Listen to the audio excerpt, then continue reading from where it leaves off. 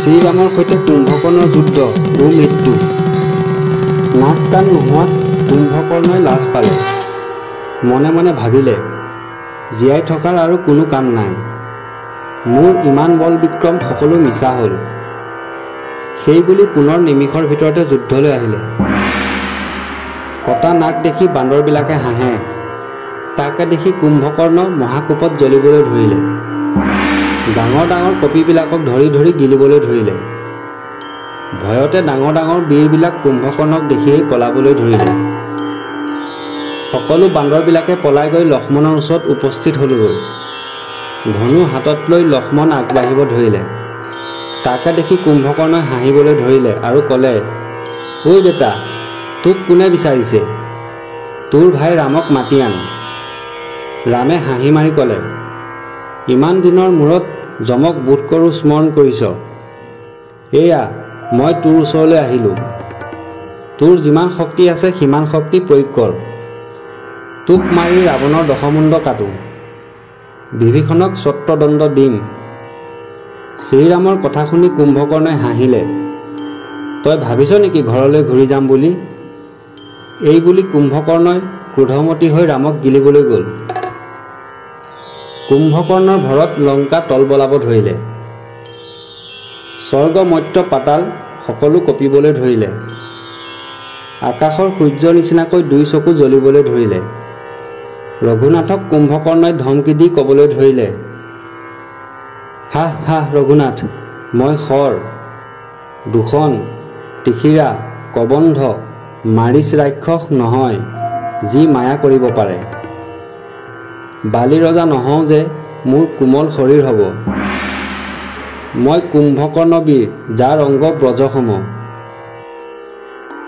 সেইবিলাক বীৰক যিবিলাক বানে বধ কৰিছিল, সেইবিলাক তোনত ভৰাই ৰাখা। তোমাৰ বানৰ ভিতৰত তোমাৰ শক্তি কিমান তাক বুজা যাওক। ৰামে ক'লে, হে কুম্ভকৰ্ণ, তোমাৰ অহংকাৰ বাদ দিয়া। মোৰ বান সহিবলৈ কাৰ শক্তি আছে? তীক্ষ্ণ বান প্ৰহাৰিলে প্ৰলয় হ'ব। ক্ষুদ্ৰ এপাত বানে তোমাক জমালয়লৈ পঠাম। শ্ৰীৰামৰ কথা শুনি কুম্ভকৰ্ণই হাঁহি হাঁহি ক'লে, হে ৰাম, চাচোন, মোৰ দেহ পৰ্বতৰ সমান। যি বানেৰে দুৰ্জয় বালিক মাৰিছিলে, সেই বান ৰামে কুম্ভকৰ্ণৰ ওপৰত মাৰিলে। ৰামৰ ঐশিক বান তৰাৰ নিচিনাকৈ যাবলৈ ধৰিলে। সামান্য কণ্টকৰ নিচিনাকৈ কুম্ভকৰ্ণক ফুটিলে। চি চি বুলি কুম্ভকৰ্ণই হাঁহি হাঁহি ক'লে, মোৰ দাদাই এনেই তোৰ ষ্টিক হৰণ কৰা নাই। তোৰ বলৰ কথা জানিহে তোৰ ষ্টিক হৰণ কৰিলে। লোহাৰ মুখল বীৰে ঘনে ঘনে লৰাব ধৰিলে। শ্ৰীৰামৰ সকলো বান তাত খুন্দা খাই পৰিবলৈ ধৰিলে। মুখল ঘূৰাই বীৰে ৰামক মাৰিবলৈ আহিলে। শ্ৰীৰামে তাখত ব্ৰহ্ম অস্ত্ৰ জুৰিবলৈ ধৰিলে। বিনা অস্ত্ৰে যুঁজে যেন মদমত্ত হাতী। কাৰোবাক কিল, কাৰোবাক চৰ মাৰিছে, কাৰোবাক লাঠি মাৰিছে। মুখলৰ ঘায়ে অনেক বান্দৰ মাৰিলে। ভয়তে বহুত বান্দৰ পলাবলৈ ধৰিলে। লক্ষ্মণে সিহঁতক চিঞৰি চিঞৰি ক'লে, হে কপিসকল, মোৰ এটা উপদেশ শুনা। এই পাখণ্ডই তেজৰ গোন্ধ পাই পাগল হৈছে। কেইটামান বান্দৰ তাৰ কান্ধত উঠ, ভয় নকৰিবি।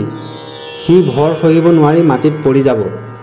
ভূমিত পৰিলে সেই পাপিষ্ঠ দুৰ্জনক মাৰিবি। লক্ষ্মণৰ কথাতেই সাহসত নিৰ্ভৰ কৰি ডাঙৰ ডাঙৰ বান্দৰ কান্ধত উঠিলে। কুম্ভকৰ্ণৰ স্কন্ধত উঠি বীৰবিলাক নাচিবলৈ ধৰিলে। তেতেলীৰ গছত যেন বাদুলিহে ওলমিছে। কেশত ধৰি কোনোবাই টানিছে, ডিঙিত নখেৰে বিন্ধিবলৈ ধৰিলে। 7 বীৰ লাফ দি ডিঙিত উঠিলে। 2 হাতেৰে কুম্ভকৰ্ণই আজুৰিবলৈ ধৰিলে। কুম্ভকৰ্ণই সকলো বীৰ আচাৰোতে অচেতন হৈ গ'ল। তাকে দেখি অংগত হনুমানৰ ভয় লাগিল। কুম্ভকৰ্ণক কোনোৱে বলে নোৱাৰিলে। তাকে দেখি ৰামে পুনৰবাৰ ধনুত গুণ জুৰি ব্ৰহ্ম অস্ত্ৰ এৰিলে। শৰে কুম্ভকৰ্ণৰ সোঁহাতখন কাটিলে। হাতখন পৰোঁতে এনে হ'ল যেন পৰ্বত শিখৰহে পৰিলে। হাত ছিঙি পৰোঁতে অনেক বান্দৰ লগতে পৰি গ'ল। বাওঁ হাতেৰে শালগছ উঘালি আনি শ্ৰীৰামৰ ফালে খেদি গ'ল। ৰামে ঐশিক বানেৰে বাওঁ হাতখনো কাটিলে। 2 হাত কাটিলে, তথাপি টুটি যোৱা নাই। শ্ৰীৰামক গিলিবলৈ দৌৰি আহিলে। ইন্দ্ৰহস্ত ৰঘুনাথে সন্ধান কৰি ভৰি দুখন কাটিলে। হাত ভৰি কাটোতেও ভয় কৰা নাই, পুনৰ ৰামক গিলিবলৈ যাব ধৰিলে। দাঁতেৰে লোহাৰ মুখল তুলি লৈ বান্দৰবিলাকক মাৰিবলৈ ধৰিলে। মুখল কাটিবলৈ ৰামে বান জুৰিলে। 9 পাত বানে মুখল কাটি টুকুৰা টুকুৰ কৰিলে। মুখল কাটি যোৱাত ৰামক গিলিবলৈ খেদি গ'ল, যেন ৰাহুৱেহে চন্দ্ৰক গিলিবলৈ আহিছে। তেতিয়া শ্ৰীৰামে ব্ৰহ্মঅস্ত্ৰ মাৰিলে। যমদণ্ড সম বান ৰত্নৰে মণ্ডিত, দশোদিশ পোহৰাই তীব্ৰ বেগেৰে যাবলৈ ধৰিলে। ব্ৰহ্মাস্ত্ৰ বান আৰু অন্যথা নাই, সেই বানে কুম্ভকৰ্ণৰ মাথা কাটিলে। কটা মূৰটো হনুমানে সাৱটি লৈ সমুদ্ৰৰ পানীত পেলাই দিলে। সাগৰৰ জল জন্তুৰ ভয়ত তোলপাৰ লাগিল, মধ্যসাগৰত যেন পাহাৰহে পৰিল। ৰামৰ বিক্ৰম দেখি দেৱতাসকল সুখী হ'ল। স্বৰ্গৰ পৰা পুৰন্দৰে শ্ৰীৰামক পূজা কৰিবলৈ ধৰিলে।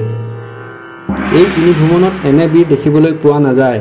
তাৰ লগত যুঁজ কৰা দূৰতে থাকক, দেখিলেই পলায়। অকালত জগোৱাৰ কাৰণে নিদ্ৰাভংগ হৈ কুম্ভকৰ্ণৰ মৰণ হ'ল।